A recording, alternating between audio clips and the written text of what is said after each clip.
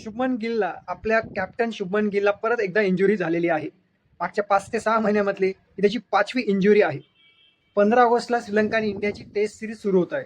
त्याच्या आधी कालपासून म्हणजे 7 ऑगस्टपासून इंडियाची एक प्रॅक्टिस मॅच सुरू झालेली आहे श्रीलंका प्रेसिडेंट 11 सोबत. त्या प्रॅक्टिस मॅचच्या आधीच म्हणजे 6 ऑगस्टला प्रॅक्टिस सेशनमध्ये त्याला एक इंजुरी झाली. फिल्डिंग करताना त्याला एक इंजुरी झाली. तर त्या इंजुरीमुळे तो प्रॅक्टिस मॅच खेळू शकणार नाही. प्रॅक्टिस मॅच मधून तो बाहेर झालेला आहे. म्हणजे असं सांगण्यात येतं की इंजुरी तेवढी मोठी नाही आणि तो सिरीज 15 ऑगस्ट पासून सिरीज होत आहे. त्या सिरीजमध्ये तो खेळेल. या प्लेअरला इंजुरी, त्या प्लेअरला इंजुरी, म्हणजे ऑलरेडी सिरीज सुरू होण्याआधीच जसप्रीत बुमराह या सिरीजमधून बाहेर झालेला आहे.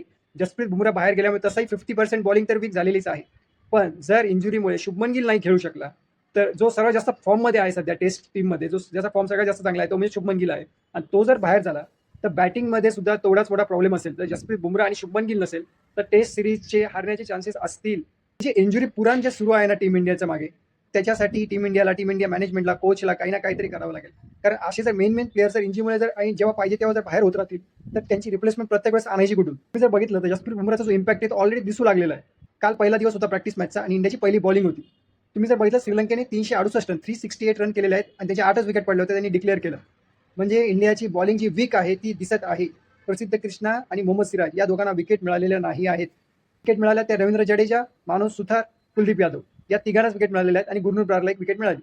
म्हणजे प्रॅक्टिस मॅचमध्येच तो इम्पॅक्ट दिसून आलेला आहे. बॉलिंग वीक दिसून येत आहे. इंडियन टीम मॅनेजमेंट वाल्यांनो काहीतरी करा रे बाबांनो, या इंजुरीचं काहीतरी करा.